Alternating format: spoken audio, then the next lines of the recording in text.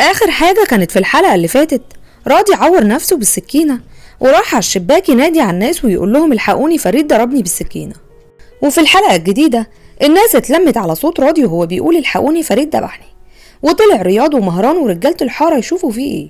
فريد قال لهم هو اللي عور نفسه وانا ما عملتلوش حاجة. رياض قال انا صدق فعلا ان راضي هو اللي عمل كده في نفسه. داغر قال له عيب يا فريد اللي بتعمله مع ابوك ده. فريد قال لهم انتوا نسيتوا عمايله، نسيتوا اللي عمله في عم رياض وفي الست الغلبانة ده لما طردني طرد رحاب وجاب بنت شمال في البيت. عبد الفتاح قال له كده عيب يا فريد، ان الله حليم ستار. رحاب قالت لابوها وفريد كفايه فضايح بقى عشان خاطري. رياض قال انا بشهدكم كلكم يا جماعه، انا مش هتدخل لفريد وابوه في حاجه تاني، وسابهم ونزلوا كلهم وراه. وقعد فريد قال له اسمع بقى يا راضي، وطلع عقد من جيبه قال له ده عقد مسجل في الشهر العقاري انك بعت نصيبك في البيت ليا. قعد راضي مصدوم هو ورحاب، ورباب واقفه مع نوسه بتقول لها 20,000 ايه اللي انت عايزاهم يا بت، دول ما ينفعوش، قوليله عايزه 50,000 وخدي منهم 15 وانا هاخد 35. نوسه قالت لها هو انت كنت تعرفي الورقه فيها ايه؟ ده انا اللي وريتها لك على التليفون، انا هاخد النص. رباب قالت لها هديكي 20 وانا 30 عشان لسه هدي الرجاله اللي ورايا. وراح الدكتور ومهران وداغر عند شوقي وهو مبسوط ان عندهم. الدكتور رائد قال له الدكتور الالماني اللي قلتلك عليه اللي متخصص في حالتك هيجي مصر قريب وحجزتلك عنده، وهتكون اول واحد تكشف لما يجي مصر. فرح شوقي قوي وقال لرانيا روحي فرحي امك. داغر قال له كلمها انت قول لها. شوقي قال له ما بتردش عليا. الدكتور قال له الشباب هيجوا دلوقتي يودوك بيتك الجديد. داغر قال له الست ام غاده عمرها ما هتكسفنا وان شاء الله هتتراضوا. مهران قال لشوقي احنا داخلين على شهر كريم، لازم نلم شملكم من تاني. وهانيا بتقول ليونس مفيش قاعات هتتفتح تاني. يونس قال لها يعني ايه؟ القاعه جاهزه والعمال شغالين. قالت له انا مشيت العمال ومفيش حاجه هتتفتح. قال لها يعني ايه؟ هو انا ماليش لازمه خالص؟ قالت له مفيش قاعات هتتفتح وانا رجعت في كلامي في الاتفاق. سابها ومشي. وقاعده رباب بتقول لسليمان انت لسه ما خلصتش؟ بقول لك رياض خدهم ومش عارفه وداهم فين. قال لها انت مش مقدره ان الموضوع ده صعب ازاي، انا قلت ليونس وهو هيتصرف معايا. قالت له كمان قلت ليونس. وبيتكلموا دخلت عبير سمعتهم وهو بيقول لها عايزه الكنز صرفي. قالت له كفايه اللي صرفته. لما دخلت عبير رباب نزلت وراضي قاعد على كرسي قدام باب الشقه. رحاب اديته اكل وقفلت تاني. وكريم طالع هو ومراته. راضي وقفه وقال له اللي فريد عمله. قال له بيتني عندك النهارده يا كريم. كريم قال له معلش يا عمي احنا طالعين، اصل احنا عرسان جداد، وسابه وطلع. ورحاب بتتخانق مع فريد بتقول له فين حقي في البيت؟ انا عايزه حقي متسجل في الشهر العقاري زيك كده. قال لها حقك موجود بس انا ما رضيتش ادخلك في الموضوع عشان ما يعملش معاك انت كمان مشاكل.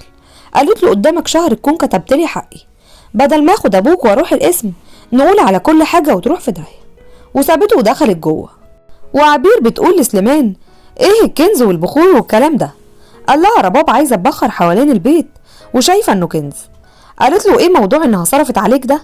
قال لها قبل ما اسافر كنت واخد منها فلوس وردتهم لها، بس هي لازم تقول كده كل شويه. انا هقول لها ما تطلعش هنا تاني لا هي ولا امي. قالت له انت عملت ايه في موضوع شغلك ده؟ لازم تشتغل اي حاجه، انا بابا كل شويه يسالني وانا مش عارفه اقول له ايه. قال لها ما انا مش مخليكي محتاجه حاجه.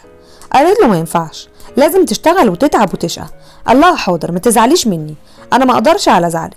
وقاعدين كلهم في شقه فوزيه وبيقولوا لها سامحيه بقى. قالت لهم اسامحه ازاي بعد ما اتهمني في شرفي وضربني بالسكينه؟ شوقي قال لها لحظه شيطان، منه لله اللي كان السبب، انت عارفه ان عمري ما زعلتك. مهران قال لها سامحيه بقى احنا داخلين على ايام مفترجه. رانيا قالت لهم والله هي كل شويه قلقانه عليه وتقول لي اسالي على ابوكي روحي لابوكي. فوزيه غمزت لها في رجليها. كلهم ضحكوا. الدكتور قال لغاده انت برضو صممتي انك تكملي في الحمل. مهران قال له والله يا دكتور انا قلت لها تنزل بس هي اللي مصممه تكمل. قالت ربنا يستر ويبقى كويس. والشباب في الحاره بيعلقوا زينه رمضان والكل فرحان وبيهنوا بعض. رياض سألهم عملتوا ايه؟ قالوا له الحمد لله اتصالحوا. فرح هو وعبير واستأذنهم يدخلوا تاني يكملوا شغل. وراح مهران والدكتور يشربوا شاي على القهوة. ووردة قاعدة مع سامر بتفهمه ان رمضان ده اللي بنصوم ونتسحر فيه. وغادة بتحضر العشاء وتعبانة. راحت لها وردة قالت لها ارتاحي في السرير وانا اجيب لك الاكل لحد عندك. سامر كان عايزها جوه. امه قالت له غادة تعبانة يا حبيبي. سكت وقعد قدام التلفزيون وهي دخلت ترتاح جوه. ويونس قاعد مع مرام. قال لها انا هانية قلب عليا خالص. قالت له هي تعرف اننا رجعنا نتقابل تاني؟ قال لها مش عارف بس انا مش هفضل تحت رحمتها كده على طول. وقاعد راضي بياكل على القهوة وبيقول للدكتور كتر خيرك والله، ده اخويا ما عملهاش. الدكتور قال له اخوك ابو الكرم كله، بس انت ما سبتش حاجة حلوة عشان يصفرك. وقاعدين بيتكلموا، الدكتور قال يعني انا مثلا لو مت اللي عايز ياخد بيتي ياخده. راضي قال له طب وولادك؟ قال له ولادي عمرهم ما هينزلوا مصر عشان بيت في حارة ابو الدهب. وجه مهران وقعدوا يتكلموا، ودخلت رباب ومعاها حاجات. امها قالت لها عملتي ايه، جبتي الحاجة؟ رباب قالت لها اه، وبقيت الحاجات في المحل تحت. انا مش هعمل محشي خلاص، انا هعمل طواجن بطاطس وفراخ ولسان عصفور وملوخية. وقاعدين بيتكلموا، لقيت رياض بينادي عليها، راحت له عشان عايز شراب، وقال لها هاتي ستات تساعدك في الاكل، بلاش عبير عشان الحمل. قالت له ربنا يقومها بالسلامة. وقاعد مهران ووردة بتقول له انت هتفطر تحت ومش هتفطر معانا. قال لها هو انت مش هتفطري معانا؟ قالت له يعني سيب اكلي واكل من ايد رباب. ولسه بيتكلموا سمعوا صوت غادة بتصوت من فوق. وبكده تكون خلصت حلقة النهاردة. هسيب لكم شوية كواليس للحلقة.